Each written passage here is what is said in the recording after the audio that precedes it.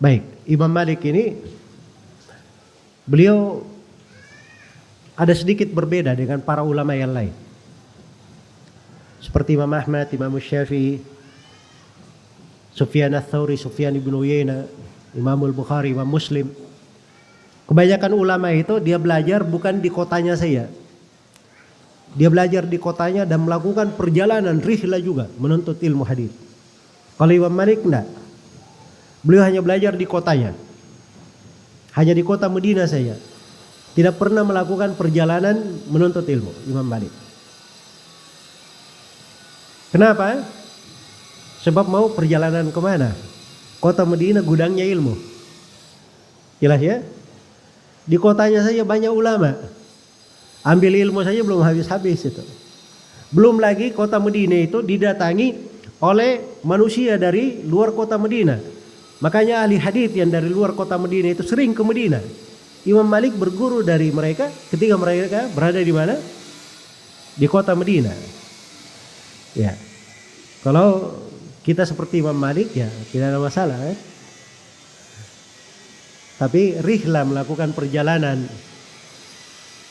mencari ilmu itu sunnahnya para ulama ahli hadis. Bahkan sunnahnya para nabi dan para rasul. Iya. Nabi Musa alaihissalam melakukan perjalanan untuk berjumpa dengan siapa? Nabi Khidir. Dalam kisah yang populer ya. Ya. Sudah ada di dalam Al-Quran. Tapi asal kisahnya itu disebut dalam riwayat Bukhari dan Muslim. Suatu hari Nabi Musa alaihissalam duduk di tengah kaumnya.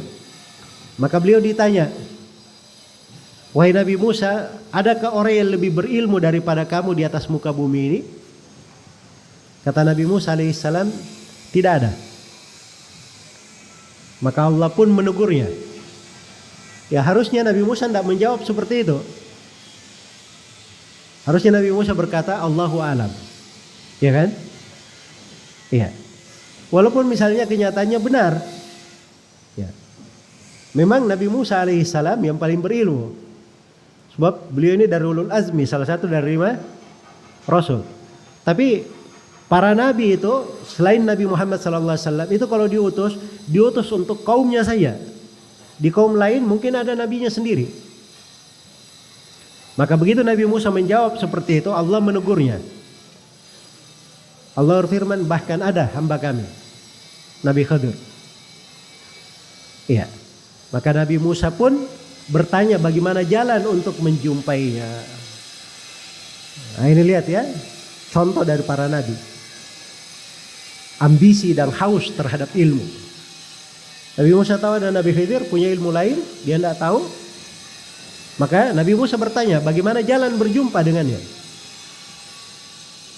Nabi Musa pun melakukan perjalanan. Itulah yang dikisahkan dalam Al-Quran. Dan Nabi Musa berkata, laqad laqina min safarina hadha nasaba.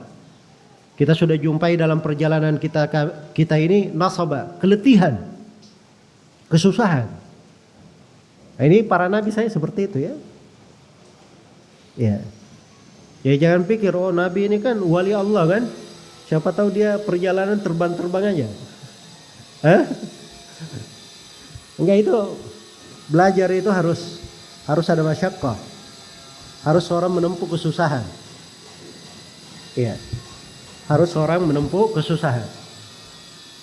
Karena itu kata Imam Syafi'i, ini dinisbatkan kepada Imam Syafi'i. Kata Imam Syafi'i rahimahullah, "Man lam yaduk dullat ta'allumi sa'atan tajarra'a ka'sal jahli tula hayatihi." Siapa yang tidak merasakan kesusahan pada belajar, dia menghinakan dirinya, dia harus duduk depan guru, dia harus rela menanti. Itu kan kadang dibahasakan dia menghinakan diri. Tapi kalau dia tidak melakukan itu untuk belajar, maka dia akan menelan gelas kejahilan sepanjang dia hidup.